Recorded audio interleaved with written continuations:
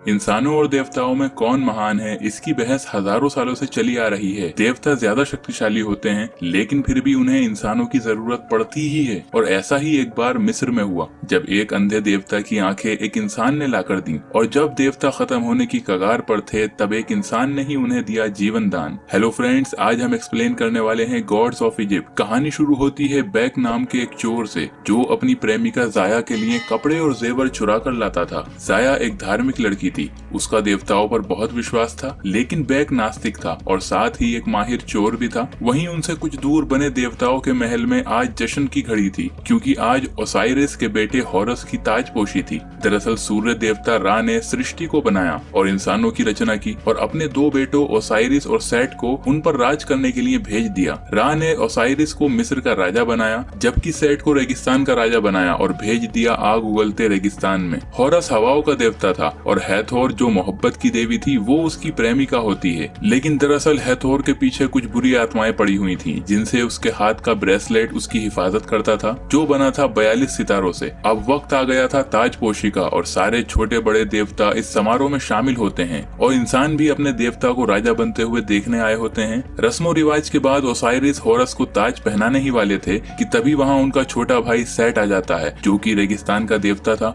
और वो अपनी फौज से सबको काबू कर लेता है। साथ ही अपने भाई ओसाइरिस को भी मार देता है और खुद बन जाता है मिस्र का राजा। उसका कहना था कि जो मेरे आगे झुकेगा सिर्फ वही जिंदा रहेगा, और ये सुनकर सारे इंसान और देवता उसके आगे झुक जाते हैं। लेकिन हॉरस अपने बाप का बदला लेने के लिए सेट से भिड़ जाता है, और लड़ते हुए ये दोनों ही अपने दैवीय रूप में आ जाते हैं। इनकी लड़ाई से वहाँ तबाही आने लगती है और इंसान जान बचाकर भागने लगते हैं। इसी भगदड़ में बैक और जाया बिछड़ जाते हैं। वहीं सेट हॉरस पर भारी पड़ रहा था, और वो आखिरकार उसे गिराकर उसकी आंखें निकाल लेता है, और वो उसे मारने ही वाला होता है कि तभी हैथोर के कहने पर हॉरस को जिंदा छोड़ देता है। अब सेट के शासन में चारों तरफ हाहाकार मच गया। वो इंसानों से गुलामी करवाता, और जो कोई देवता बगावत करता उसे वो मौत के घाट उतार देता। उसने पुनर्जन्म पर भी नए कानून बनाए कि अगर किसी इंसान के पास मरते वक्त काफी सारा सोना होगा, तभी उसका पुनर्जन्म हो पाएगा। इन्हीं सब गुलामों में जाया भी उर्शु नाम के एक डिजाइनर की गुलाम थी।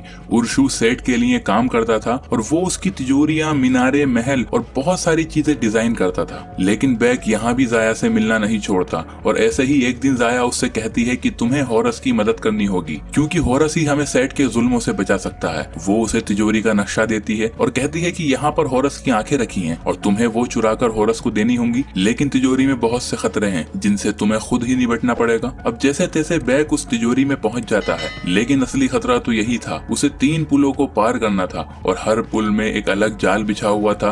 अब बैक जान की बाजी लगाता हुआ तीनों पुल पार कर लेता है, और हॉरस की आंख भी चुरा लेता है। हालांकि यहाँ भी उसकी जान हॉरस की आंख की तेज रोशनी ही बचाती है। बैक आंख लेकर जाया के पास पहुंचता है, लेकिन अब तक उनका भेद उर्शु के सामने खुल चुका था, और वो उन्हें पकड़कर मौत की सजा सुना देता है। लेकिन बैक हॉरस की आंख की तेज रोशनी से उन सबको चकमा देकर वहाँ से निकल जाता है, और पीछे से उर्शु उन पर तीर बरसाने लगता है, और उसका एक तीर जाया को लग जाता है और वो वहीं मर जाती है। अब बैक हॉरस के मकबरे में पहुंचता है और उसे उसकी आंख का एहसास कराता है, लेकिन वो हॉरस को उसकी आंखें नहीं देता, बल्कि उससे एक शर्त रखता है। वो कहता है कि यदि तुम्हें आंख चाहिए तो तुम्हें जाया को वापस से जिंदा करना होगा। अब हॉरस पहले तो उसे मारने की कोशिश करता है, लेकिन मजबूर होकर वो उसकी शर्त मान लेता है। उसके बाद वो जाया की जिस्म को देखता है, लेकिन उसकी बॉडी को देखकर वो कहता है कि मैं भी इसे नहीं बचा सकता। अगर इसे वापस जिंदा होना है तो इसे पुनर्जन्म ही लेना पड़ेगा। और वो मौत के देवता एनुबियस को बुलाता है, जो जाया की आत्मा को लेकर उसके पुनर्जन्म की यात्रा पर चला जाता है। लेकिन दरअसल जाया का पुनर्जन्म बहुत मुश्किल था,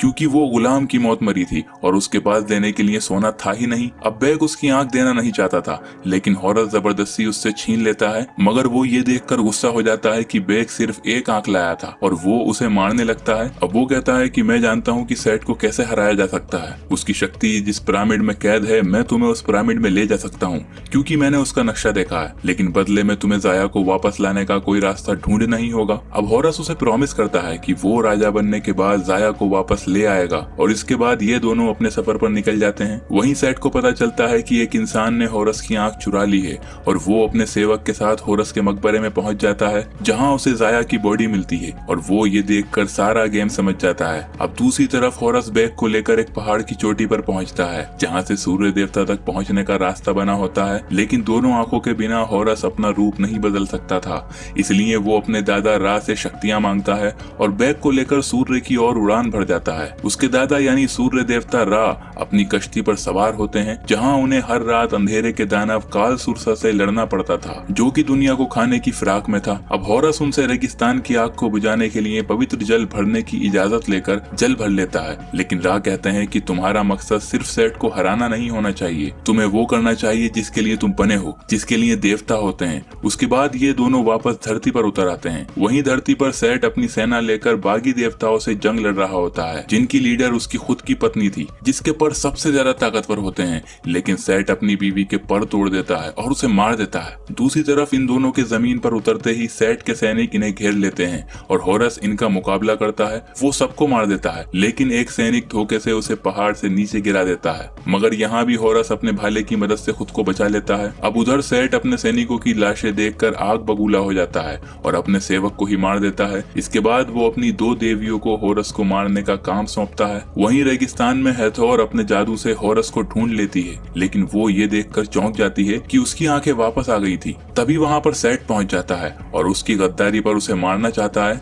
दरअसल होरस के जाने के बाद हैथोर भी सेठ के साथ रहने लगी थी। अब अपनी मौत देखकर हैथोर अपना ब्रेसलेट उतार देती है, जिससे उसे बुरी आत्माएं वहाँ से खींच ले जाती हैं। लेकिन इससे पहले वो उसे कैद कर लें, वो अपना ब्रेसलेट वापस से पहन लेती है और रेगिस्तान में कहीं दूर जा गिरती है। अब दूसरी तरफ सेठ की दोनों देवियां होरस को ढूंढ लेती हैं और वो बहुत बड़े सांपों पर सवार थीं, जो कि आग उगल रहे थे। अब ये दोनों उन्हें मारने की जी तोड़ कोशिश करते हैं और एक सांप को फांस देते हैं, लेकिन वो दूसरा सफेद सांप उनके पीछे पड़ जाता है। हालांकि होरस हिम्मत दिखाकर उसके ऊपर चढ़ जाता है और अपनी जान पर खेलकर उसे पहाड़ी से नीचे गिराकर मार देता है। अब जब वो गिरते हुए मकबरे से बाहर निकल रहे थे, तभी उन्हें हैथोर मिलती है और वो दूसरे सांप पर अपनी मोहब्बत का जादू चलाती है और उसे खुद को जलाने का हुक्म देकर मार देती है। इसके बाद ये तीनों बुद्धि के देवता थॉथ के पास जाने लगते हैं, क्योंकि सेठ के पिरामिड की रक्षा एक बहुत खतरनाक दानव करता था, जो हर आने वाले से एक पहेली पूछता था और उसकी पहेली का जवाब देने की ताकत सिर्फ थोथ के पास थी। अब रास्ते में हैथोर को बेग की कहानी भी पता चल जाती है। अब ये लोग थोथ के महल पहुंचकर उससे रिक्वेस्ट करते हैं, लेकिन वो राजी नहीं होता। तभी बेग कहता है कि ठीक है, तुम मत जाओ, मैं खुद जाकर उसकी पहेली का जवाब दे दूंगा, लेकिन उससे कहूंगा कि बुद्धि के महान देवता थोथ तुम्हारी पहेली का जवाब देने से डरते हैं। और इस बात से थोथ की ईगो हर्ट हो जाती है और वो उनके साथ चलने को राजी हो जाता है। रास्ते में हैथोर होरस से कहती है कि तुम गलत कर रहे हो, तुम्हें बेग को सच बताना चाहिए कि तुम जाया को वापस नहीं ला सकते, बल्कि कोई भी नहीं ला सकता। लेकिन होरस कहता है कि सच बताने से वो मेरा साथ नहीं देगा। इसके बाद ये लोग आराम करने के लिए एक जगह रुकते हैं, जहाँ हैथोर बेग को बताती है कि जब मैं बहुत छोटी थी, तब गलती से मेरी मोहब्बत का जादू शैतान आत्माओं पर चल गया और वो लोग मुझे खींच कर ले गए। तब होरस ने ये ब्रेसलेट मुझे दिया, जिसकी वजह से मैं उनसे बच पाई। वो कहती है कि जाया तभी बच सकती है जब उसे पता हो कि तुम उसे बचाने की कोशिश कर रहे हो, इससे उसका दिल जिंदा रहेगा। और वो वापस से अपना जादू करती है और जाया को आवाज के जरिए बैग से बात कराती है। इसके बाद ये लोग सेठ के पिरामिड तक पहुंच जाते हैं, जहां हर दरवाजे में मौत बंद थी, लेकिन बैग एक दरवाजे से होता हुआ अंदर पहुंच जाता है और अंदर रेत की सीढ़ियों पर से जान की बाजी लगाता हुआ उस चक्र तक पहुंच जाता है जहां से ये तिलिस्म बंद किया जाता था। उसके बाद ये सब लोग दानव तक पहुंचते हैं। अब वो एक पहेली पूछता है और थोथ उसका जवाब दे देता है, लेकिन उसका जवाब गलत था और वो इन सबको मारने लगता है। अब थोथ बार बार कोशिश करता है, लेकिन वो उसका सही जवाब नहीं दे पा रहा था। अब थोथ चौथी बार में उसका सही जवाब दे देता है और आगे का रास्ता खुल जाता है। भट्टी पर पहुंचकर होरस पवित्र जल से रेगिस्तान की आग बुझाने ही वाला होता है, लेकिन तभी वो एक पिंजरे में कैद हो जाता है और सेठ वहां पहुंच जाता है और वो थोथ का दिमाग भी निकाल लेता है। अब मौका पाकर बेग वो पानी आग में डालने वाला था कि तभी सेठ उससे कहता है, क्या तुम सच जानना नहीं चाहोगे? दरअसल होरस ने तुमसे झूठ बोला कि वो जाया को वहाँ से वापस ला सकता है। जाया को वहाँ से वापस लाना किसी के बस में नहीं है। और इसी बीच वो उससे पानी छीन कर फेंक देता है और पिरामिड को गिरता हुआ छोड़कर वहाँ से चला जाता है। हालांकि ये लोग किसी तरह से बच जाते हैं, लेकिन ये सब बिखर चुके थे। तब हैथोर एनबीएस को बुलाती है और वो बोलती है कि अगर जाया मेरा ब्रेसलेट दे पाए तो वो पुनर्जन्म को हासिल कर सकती है और मैं चाहती हूँ कि ये लड़का बैग खुद उसे ब्रेसलेट दे। होरस उसे ऐसा करने से मना करता है,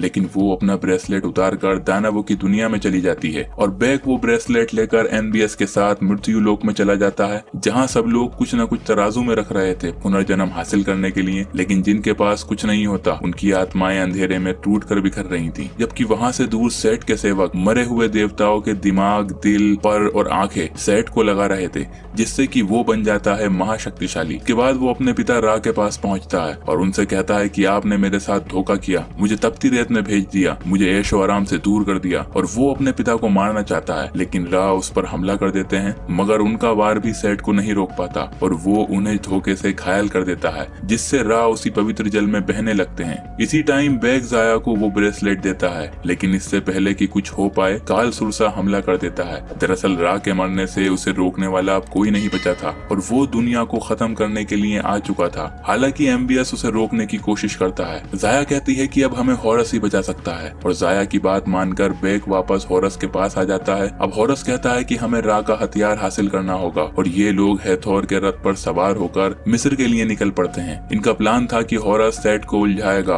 और बेक पीछे से आकर उसकी आंख निकाल लेगा, जिसके बाद हॉरस के पास इतनी शक्ति आ जाएगी कि वो उसे मार सके। अब हॉरस सेट के सामने पहुंच जाता है और ये दोनों लड़ने लगते हैं, लेकिन सेट बहुत ताकतवर हो चुका था और वो हॉरस पर बहुत भारी पड़ता है। अब वो उसे मारने ही वाला था, लेकिन तभी बेक वहां आ जाता है और वो किसी तरह उसकी आंख निकाल लेता है, लेकिन खुद भी नीचे गिरने लगता है। अब हॉरस के पास दो रास्ते थे, या तो वो अपनी आंख उठा सकता था या फिर बेक को बचा सकता था, लेकिन वो आखिरकार बेक को चुनता है। इसी वक्त सेट मीनार का सोना पिघला देता है, जिस वजह से ये दोनों ही नीचे गिरने लगते हैं, लेकिन तभी हॉरस की शक्तियां वापस आ जाती हैं और उसे एहसास होता है कि उसकी शक्तियां उसकी आंखों में नहीं बल्कि उसके देवीय फर्ज में थीं और ऐसा करते ही उसकी शक्तियां वापस लौट आईं। अब वो घायल बेक को छोड़कर वापस सेट से लड़ने पहुंच जाता है और एक घमासान लड़ाई के बाद वो सेट को हराने में कामयाब हो जाता है और उसे मार देता है। उसके बाद वो रा का भाला ले जाकर उन्हें देता है, जिससे उनकी शक्तियां वापस आ जाती हैं और वो उठकर खड़े हो जाते हैं और काल सुरसा को मारकर भगा देते हैं। अब सब कुछ ठीक होने के बाद जब हॉरस बेक के पास पहुंचता है, तब एक बच्ची जिसने उसकी आंख उठा ली थी वो उसे वापस कर देती है और सारे लोग उसे देवता मान लेते हैं, लेकिन बेक उसकी आंखों के सामने ही दम तोड़ देता है और हॉरस उसकी बॉडी को भी जाया के साथ ही मकबरे में रख देता है। तभी वहाँ रा आते हैं। वो बोलते हैं कि मैं तुम्हारा कर्जदार हूँ, मांगो क्या मांगते हो। तब हॉरस कहता है कि मुझे अपने लिए कुछ नहीं चाहिए, बस इनकी जिंदगियां लौटा दीजिए और रा वहाँ से चले जाते हैं। अब उनके जाते ही ये दोनों भी उठकर खड़े हो जाते हैं। उसके बाद सब इंसान और देवता मिलकर हॉरस को मिस्र का राजा बना देते हैं और हॉरस बेक को अपना सलाहकार बना लेता है। अब समारोह के बाद बेक उसे वो ब्रेसलेट देता है जो उसने संभाल कर रखा हुआ था और हॉरस ब्रेसलेट लेकर हैथोर को वापस लाने के लिए निकल पड़ता है और इस मोमेंट पर ये मूवी खत्म हो जाती है।